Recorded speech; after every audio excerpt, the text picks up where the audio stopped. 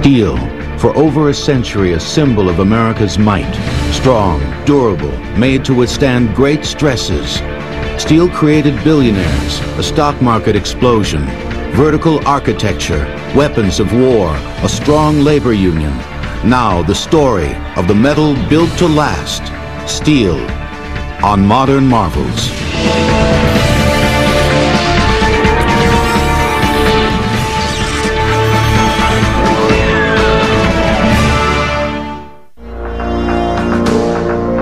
By the 1950s, America was experiencing one of the greatest boons in the history of modern industry.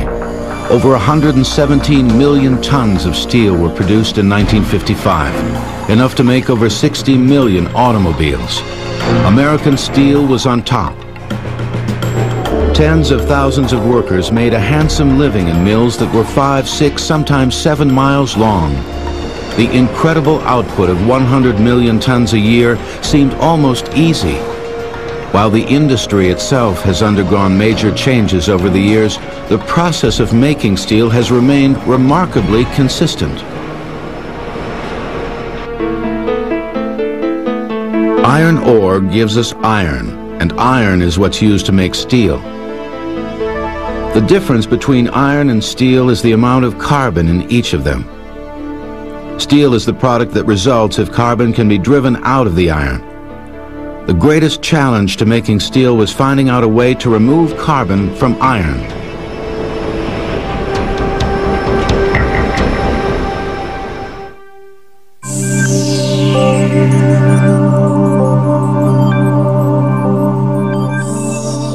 For over 5,000 years, civilizations have been struggling to unlock the secrets of iron and steel. The first use of iron really involved taking pieces of meteorites. People were able to shape these fragments, these pieces of material, this metal from heaven, and it fascinated people. King Tut's tomb, dating back to 3000 BC, reveals the incredible value placed on iron. While the casket was made of gold, the iron implements of the young king were sewn into his garments. They included a mallet and a dagger. Iron was so valuable because of its mysterious origins. The discovery that iron existed just under the Earth's surface led to experiments which would soon uncover some of the mysteries of iron. The entire business of forging, puddling iron was considered the work of an artisan because so little was known scientifically that it was really handed down, often father to son. By the 13th century, there were two ways to transform iron into steel. The first was to manually pound out the carbon and the other impurities. The second was to heat the iron to a temperature in excess of 2,500 degrees. This forced the carbon and other impurities out of the iron and left steel behind. For centuries, craftsmen could rarely achieve the 2,500-degree heat required to drive the carbon out of the iron. Since even an open flame only reaches 500 degrees, oxygen was blown in from the side to fan the flames.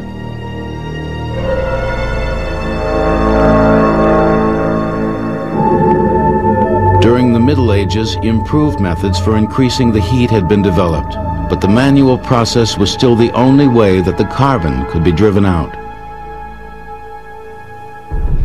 Hot liquid iron was strange and unpredictable. Those who knew its mysterious ways were treated like royalty. What's generally not understood is that steel is iron. Through the ages, there were groups that figured out processes that were handed down from ironmonger to ironmonger of making this refined type of iron that was steel, that was stronger, that wouldn't break during sword fights. One group, the Damascus sword makers, toiled over hot flames for 14 to 16 hours a day. With brute force, the iron was pounded again and again, the carbon driven out, and a steel blade shaped like a sword was the result. One sword could take days to make. To test the blade, a slave was summoned. and his head was cut off. If the sword held its edge, it was ready for battle. No matter what the product, an ironsmith had to be as tough as the metal with which he worked. By the 1700s, England was the center of steel production, but soon England's iron industry was in trouble. The problem was finding a fuel to heat the iron. Wood from the forests was being depleted at an alarming rate. To make 1 ton of iron, it took 10 acres of forest. The tiny island nation that ruled the world found itself unable to meet its own energy needs. A new, undeveloped land across the ocean, America, offered England her best hope. But America's vast natural riches would prove difficult to tap. Colonists built the first mill in 1622 at Falling Creek, Virginia. They worked day and night, pressing every man and woman into service. The Native Americans living in the area were angered by the strange behavior of the intruders. Determined to drive them out, the Native Americans attacked the mill just as the first fire was being stoked. All 348 members of the colony were killed, save for one young boy who escaped to tell a neighboring village the grim tale of the attack. 22 years later, a mill was built in Saugus, Massachusetts, and the first American iron was made. The Industrial Revolution was just beginning, and colonial America was hungry for materials to build. But it became clear that the 2 types of iron, cast iron and wrought iron, had limitations. The cast iron is a very strong, however relatively brittle material. Wrought iron is lower carbon, but it doesn't have the strength of the cast iron. For America to be transformed into a juggernaut of industrial might, a way would have to be found to make steel affordable and easily available. And a brilliant entrepreneur was about to accidentally stumble onto a secret worth millions. We now return to steel on Modern Marvels. By the late 1860s, the age of iron had arrived. The iron horse linked the coasts. Over 50,000 miles of track had been laid. Travel was easier, but it wasn't always safe. There would be what was called snakes, which would be an iron rail that would break out of its moorings on a tie and would swing up, come through the wooden frame of a car and impale whatever was in its way. And this was one of the real awful and threats of traveling in those days. Iron brought America into the industrial age, but a stronger metal would be needed.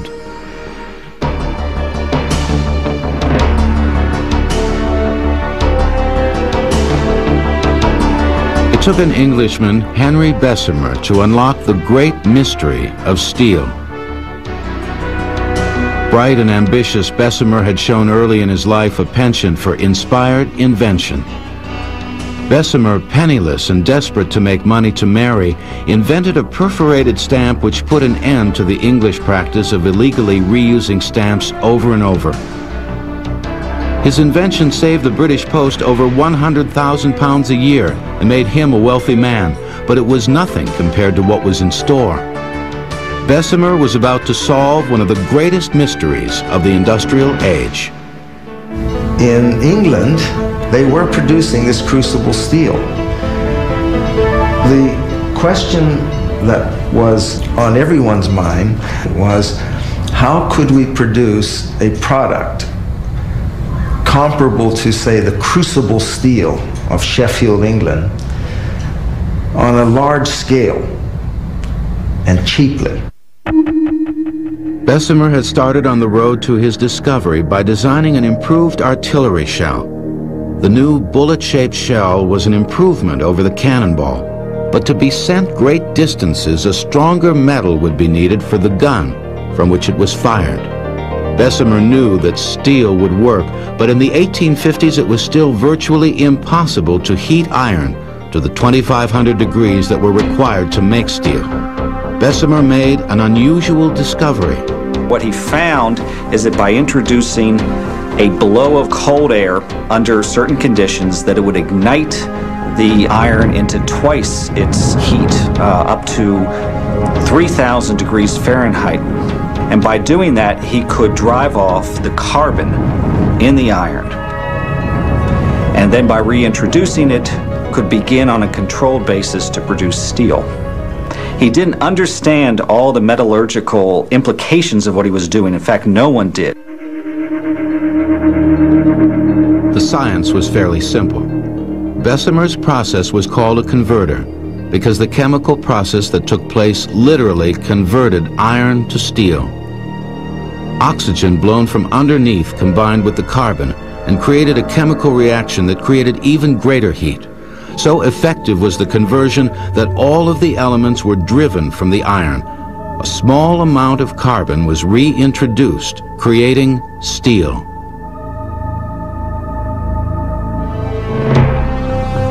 Many men would harness the new process in places like Chicago, Youngstown, and Sparrows Point. But one man would soon tower over them all.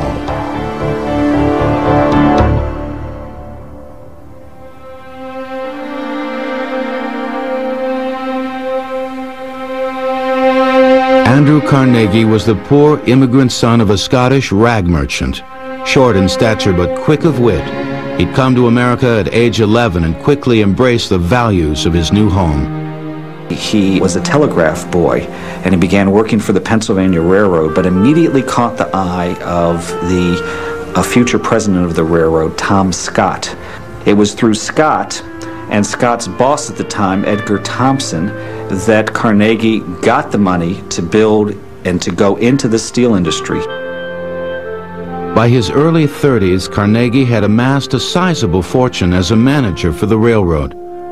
His strategy was simple: invest in companies doing business with the railroad he represented. It was his investment in iron that brought him into what he believed would be the business of the future: steel. He began by buying steel mills. The capital was provided by investors he'd met as a railroad executive. Soon he was gobbling up companies that sold coal and coke to heat the furnaces, and the mines that produced the iron ore. Carnegie's lessons with the railroad served him well in building his steel empire. Carnegie was a finance man. He was not an engineer. He was not really an innovator. What he was is he put the various elements together, and he was a tremendous promoter. By controlling all aspects of production, Carnegie could keep prices low and profits high, but there was one cost that he couldn't control: labor. Initially a friend to labor, Carnegie found himself increasingly at odds with his workers. You had a process which takes the production of steel from the hands of the artisan and puts it into a mass production where you're able now to set up a process that no longer involves skilled and semi-skilled labor, and are able to produce unlimited supplies of the most versatile engineering material. This had a tremendous impact on the world, on the technologies of America and Europe. Mass production was the order of the day in the industrial world. Mills on a massive scale had to be run 24 hours a day to maximize their potential. Mill owners like Carnegie wanted to cut wages. The workers were determined to hold on to their pay. The stage was set for one of the bloodiest disputes in the history of American business. Of every 10 pounds of metal produced in the world today, 9 pounds are steel. Steel will continue in a moment on Modern Marvels. We now return to steel on modern marvels. In the late 19th century and well into the 20th century, American steel was the greatest industry on earth. But the burden of greatness was borne on the back of labor, and no man had benefited more from labor's efforts than Andrew Carnegie.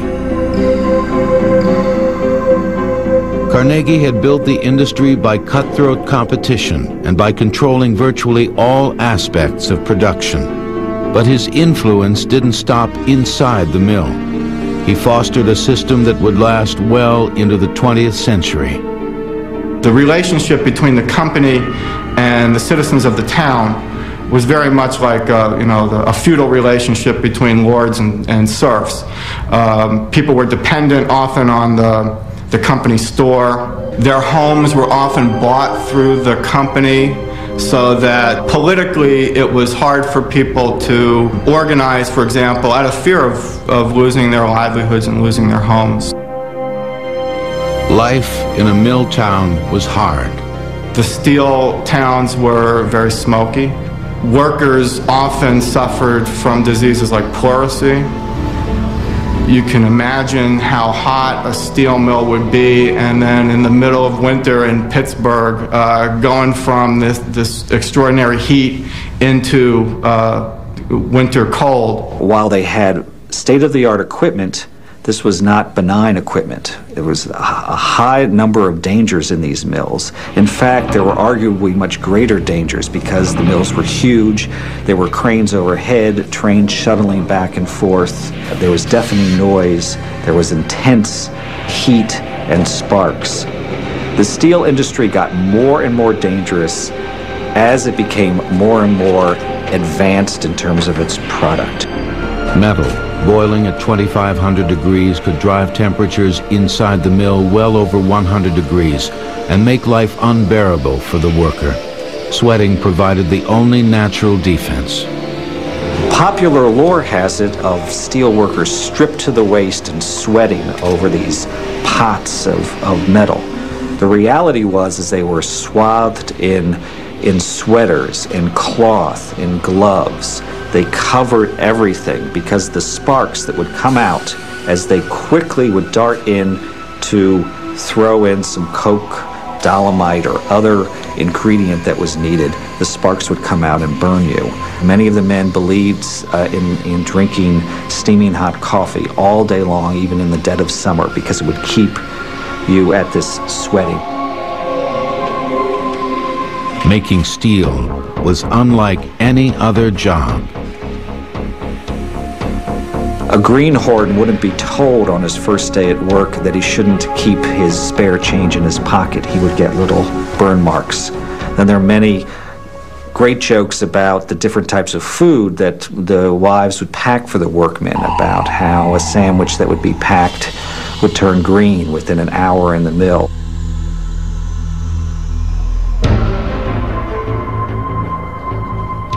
In 1890, Homestead, Pennsylvania, just 6 miles outside Pittsburgh, was like many other steel towns.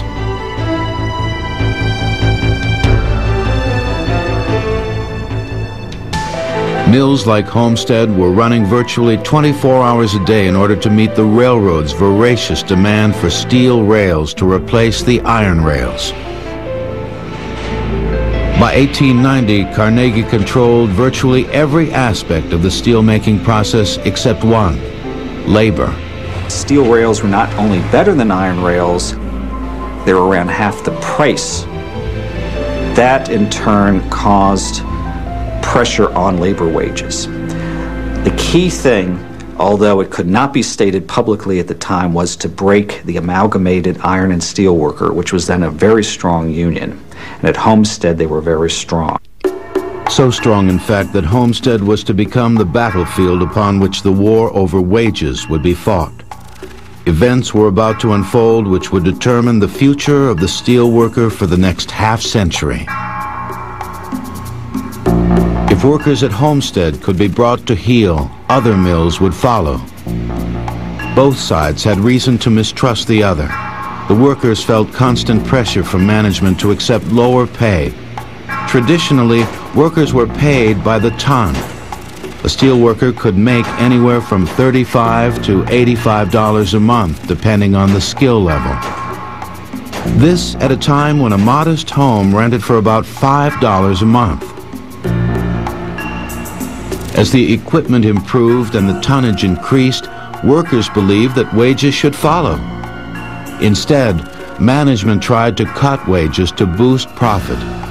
Carnegie felt pay cuts were justified. After all, he had spent vast sums to modernize his plants. It was the new machines, not the men, that increased productivity and thus profit.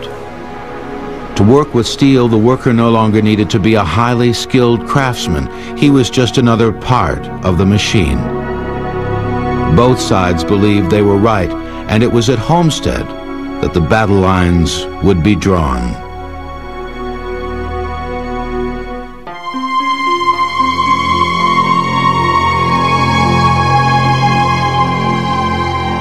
Carnegie put the problem into the hands of his trusted associate, Henry Clay Frick. Frick was a fascinating, albeit reticent man. His grandfather was a whiskey maker, and Frick was a austere, penny-pinching Puritan who was sort of the alter ego of Carnegie. Carnegie was much more personable. He was much more outgoing. He pictured himself as a person who had good relations with his workers. Frick was much sterner. Carnegie saw in Frick a competent manager and named him president of Homestead on July 1st, 1891, the same day that the union at Homestead had set as the deadline for wage negotiations. Carnegie skedaddled back to Scotland. Clearly, Carnegie wanted to break that union, but he did not want to do it personally, so he put that into the hands of Henry Clay Frick. And during the Homestead strike, Frick called all the orders and took all the heat. When the workers walked out, all eyes were on Frick. Everyone wanted to see what Frick would do. His first action was to lock the men out of the mill. It was a clear message. Scabs would be brought in to break the strike. For 3 generations, the sweat from the steelworkers' brows had built Homestead. They would protect it at all cost. Frick had a secret plan. He would bring in 300 armed guards from the Pinkerton Detective Agency to guard the works. I think it's clear that Carnegie, Frick, and the workers themselves understood that what the Homestead strike was about was not so much about the contract, it was about the existence of the union itself. It was about the destruction of the craft. The strike was about the company getting control over the process rather than the workers having control over it. The workers were determined to keep outsiders from entering the mill. Arriving at Homestead, the Pinkertons found angry workers lying in wait. The Pinkertons were ordered not to shoot unless the strikers shot first. In all, over 10,000 angry laborers had gathered to protect the mill. Slowly, the armed guards filed off the boat, shotguns in hand. For a moment, all was still. And then a shot. To this day, no one is sure who fired first, but the ensuing battle cost the lives of 3 Pinkerton detectives and 5 steelworkers. Over 90 were injured. The first bloody outburst would also be the last. The Pinkertons surrendered, and for a short time it looked as though the workers had won. For Frick, it had been a public relations fiasco, and he had lost control of the mill. And Carnegie's name would forever be tarnished by the bloody dispute. On July 6th, the governor of Pennsylvania ordered 8,000 troops from the state militia to return control of the mill at Homestead to Frick. The rioting was over, but in one last bizarre twist, more blood would be shed, and it would be Frick's. He was working in his office on the afternoon of July 10th when a lone gunman burst into the room. He pulled a gun and shot Frick twice in the neck. Miraculously, Frick survived. For the surgery that followed, he even refused anesthetic and then returned to work to sign some papers later that same day. The attacker had been a Russian anarchist, not connected with the strike. Frick gained much-needed sympathy from the public. He was simply a man doing his job. Carnegie was now seen by the public as the real culprit. Frick agreed. Frick was silently disapproving of Carnegie's position on labor. Carnegie, in public, presented himself as a friend of labor, but privately, he benefited from the stance that Frick took against the workers at Homestead. When the workers were ready to return to the table, Frick refused to negotiate. The men would come back to work on his terms. Unable to maintain the strike, the workers had little choice but to accept. Carnegie's grip on the steel industry was now absolute. He was about to become the richest man in the world, but Carnegie had even greater goals. He built the industry that would build America, but he wasn't finished building his dream. We now return to steel on Modern Marvels. At the turn of the century, America was humming with the sounds of progress, and the nation's growth was fueled by the strongest material on earth, steel. And at the center of it all sat Andrew Carnegie. Not only had Carnegie built the industry, he also found new uses for steel products. The home insurance building in Manhattan was a good example. At first, the architects were reluctant to build higher than the usual 6 stories, but Carnegie suggested using a new steel beam reinforced at the bottom. This way, the weight of the building could be distributed evenly through the walls. It was an ingenious solution and an instant success. Once the Otis Elevator Company figured out a way to speed people to high floors, the race of the skyscrapers was on.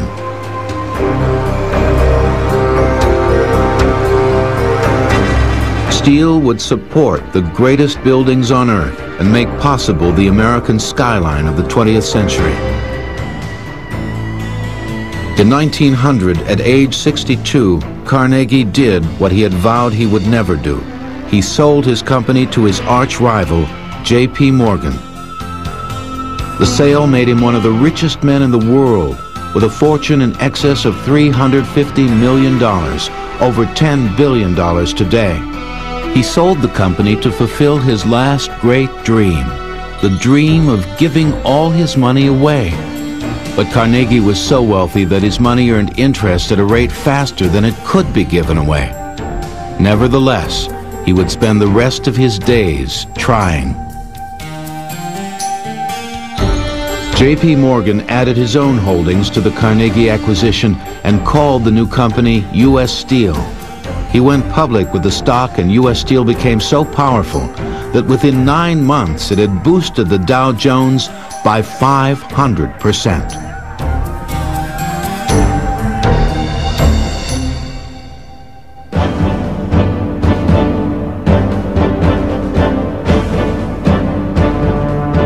The sale of Carnegie Steelworks made way for one of the most fascinating personalities in the steel business.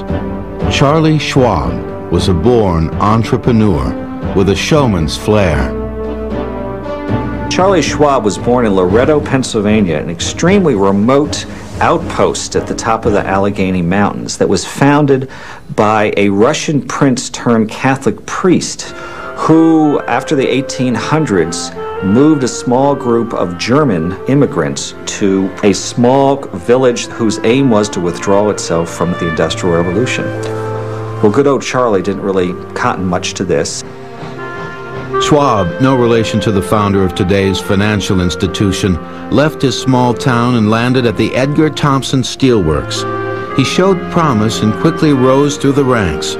Young Schwab made an immediate impression on Carnegie, who perhaps saw a little of himself in the polite but aggressive lad. By his early 30s, Schwab had become one of Carnegie's most trusted and valued managers. Of Schwab, Carnegie would later remember, "Charlie is a genius. I have never met his equal, and when he had me as his partner, we were a great team." In Carnegie, Schwab had a mentor, but with Morgan the situation was different. Rumors about Schwab's gambling made Morgan nervous. A large company like U.S. Steel needed a strong, steady hand at the helm. As reward for bringing Carnegie and Morgan together, Schwab had been appointed president, but Schwab had competition. Charlie Schwab was the president, but somewhat to check him under the Morgan system was a lawyer named Elbert Gary, and he too was taken aback by Schwab. Gary basically told Schwab that he had to keep a very low profile. Schwab insulted, refused, and left the company. But Schwab was determined to have the last word.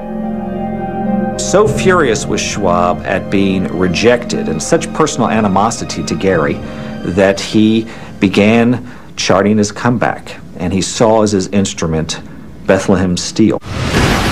Bethlehem Steel was a small supplier of armor plate, but Schwab saw a big potential. And he vowed to reporters who listened to him around 1904 that he would make this company the rival of U.S. Steel. Between 1907 and 1914, Schwab built Bethlehem into a first-rate supplier. A new process helped increase productivity. It was called the open hearth system. The open hearth utilized scrap steel. Scrap was dumped into the furnace and iron ore poured on top. Oxygen and hot air were then forced into the hearth from the side. A brick-lined chamber on the other side captured the heat, which was then reused by reversing the flow of oxygen and hot air over the bricks. Scientific knowledge had improved, and precise amounts of trace elements could be added to make the perfect mixture of steel. Production increased tenfold, but Schwab's success was nothing compared to what was about to happen with a little help from the Great War.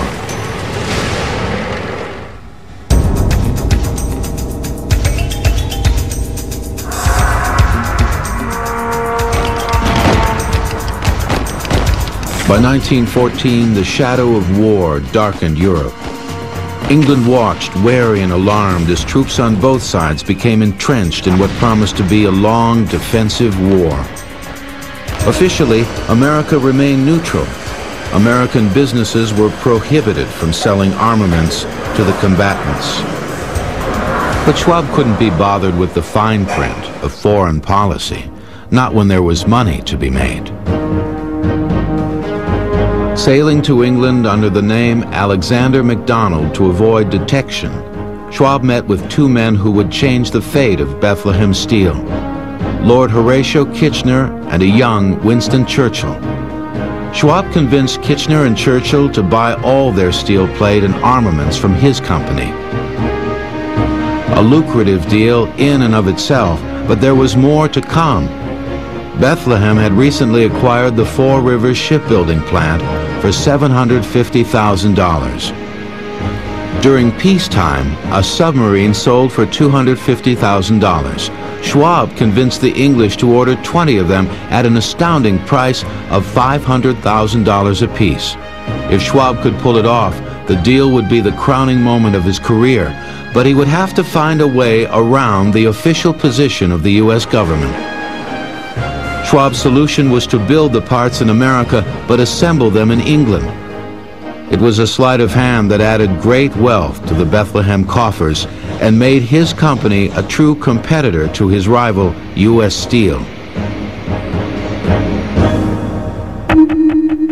Many believed that the end of World War I would bring an end to the lucrative expansion of the steel industry. But Schwab and other American steelmakers found that the country was changing. New opportunities were opening up as people moved from the country to the city.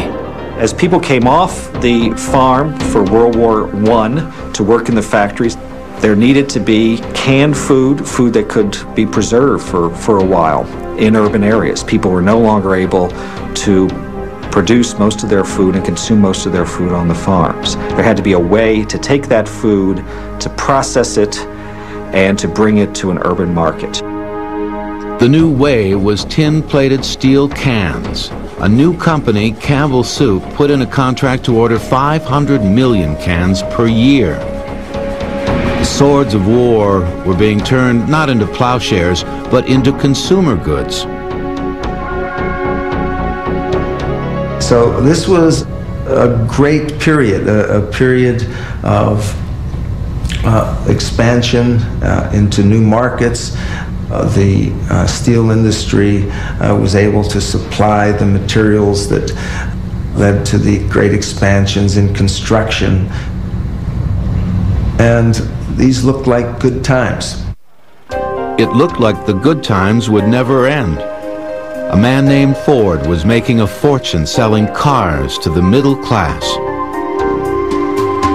But the Great Depression changed the boom times of the 20s to bust. The once vibrant Wall Street was now in trouble, and money for large building projects virtually disappeared. Men were laid off by the thousands as the grip of poverty wrapped its fingers around the once strong and powerful industry. The Depression would prove disastrous for many Americans, most particularly for Charles Schwab. Charlie, throughout his life, was a gambler. He was a gambler in his business deals, and he was a gambler in personal life. He was very involved in the stock market, and it was later shown that he lost lots of money there. By the late 30s, he was essentially out of money. And in his final years of life, he died in 1939. He actually borrowed money from the order of priests that taught him in his little town of Laredo. Now, America's next great conflict was about to start a new chapter in the story of steel. The total world production of steel is over 450 million tons annually. Over a quarter of this is produced in the United States. Modern Marvels will return. We now return to steel on Modern Marvels. As America began to struggle out of the Great Depression, the steel industry was desperately trying to stay profitable. World War II once again boosted demand. During the war, Franklin Roosevelt had dispensed with labor management conflicts by fixing the price of steel and demanding a halt to all labor strikes. The plan was successful since so much steel was produced that profits were handsome and overtime was plentiful. Besides, labor and management could put aside their differences to fight a common enemy overseas. But the end of the war ended the overtime. Returning soldiers created a plentiful supply of labor. The war's end also unleashed a flurry of pent-up consumer demand and created an explosion of building, and steel was a key ingredient. By the early 1950s, 85% of all manufactured goods contained at least some steel. But despite the demand, steel workers saw their wages stay the same. Roosevelt's policy of price fixing during the war was disastrous in a peacetime economy. Profits for other industries rose, but steel was stuck, despite the fact that demand had never been higher. Tin-coated steel cans were a good example.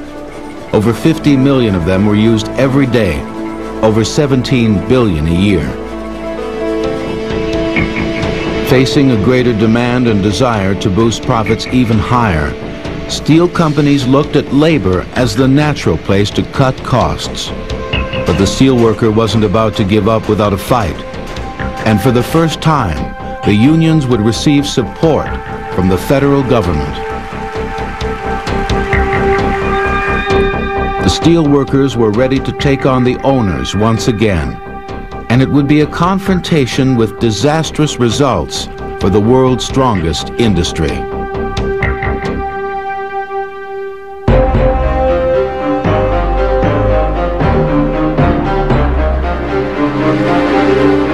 Through the late 50s, labor and management struggled to reach an agreement.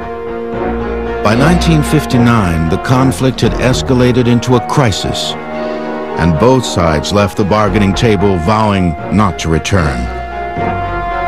That year, one of the longest, most devastating strikes in the history of the steel industry virtually shut down production for over 4 months. Building came to a standstill, and the lives of over 500,000 workers were put on hold. 120 days went by. There was no income. The union tried to muster up and meet at Morale Park, and at times they would give out a ham or a turkey and some canned goods, and that's kind of the way you survived. As the strike wore on, it became clear to the steel executives that labor was determined. This time the men would hold out. The mills were losing big money, and labor knew it. And this time the government was on labor's side. Well, I think what finally allowed steel workers to organize was the kind of legislation that was coming out of the Roosevelt administration. After the Depression, the steel corporations were much more willing to give to labor for the sake of labor peace. Finally, management gave in and the workers' demands were met. But the promises made to labor in the late 50s would come back to haunt the steel industry in the 60s and 70s.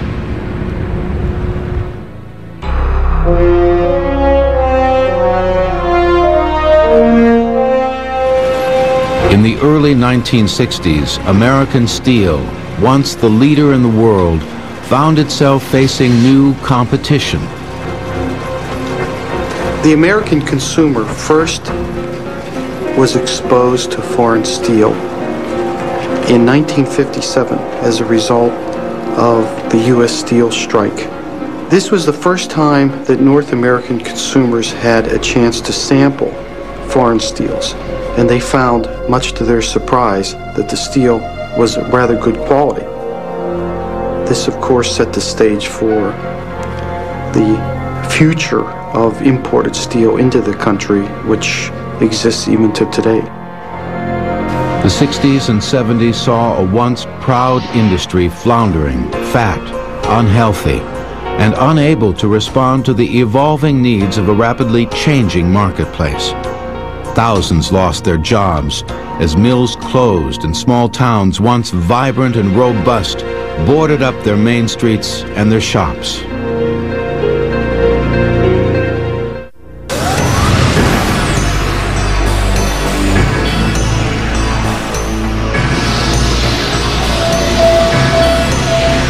In the late 70s and early 80s, the steel industry realized that to stay competitive in the new world marketplace, attitudes would have to change.